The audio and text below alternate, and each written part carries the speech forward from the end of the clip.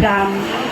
ব্যস্ত জীবন, ব্যস্ত সমাজ, শঙ্কার হৃদয় মনে, রঙের খেলা লাগলো দোলা প্রকৃতির বনে বনে। বসন্তের আগমনে প্রকৃতির বনে বনে মানুষের মনে প্রাণে জাগে আনন্দের শিহরণ।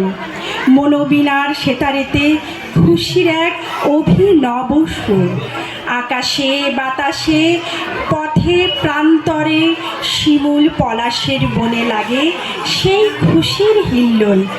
সারি সারি কৃষ্ণচূড়ায় শাখা প্রশাখায় বসে রঙের মেলা।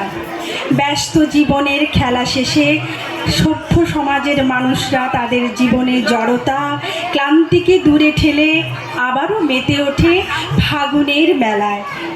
ছোটরাও কিন্তু কোনো অংশে কম যায় না, তারাও কিন্তু বসন্তের রঙে নিজেদেরকে রঙিন করে তোলে। সেরকমই একটি অনুষ্ঠান নিয়ে আজকে সুছন্দ আবৃত্তি একাডেমি থেকে ছাত্রছাত্রীরা উপস্থিত হয়েছে।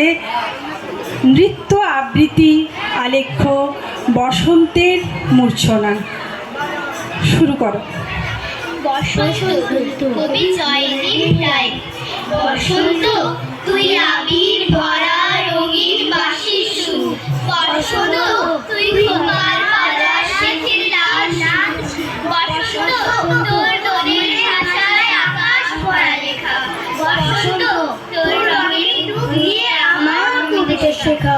তোর রঙে ডুবিয়ে আমার কবিতা শেখা।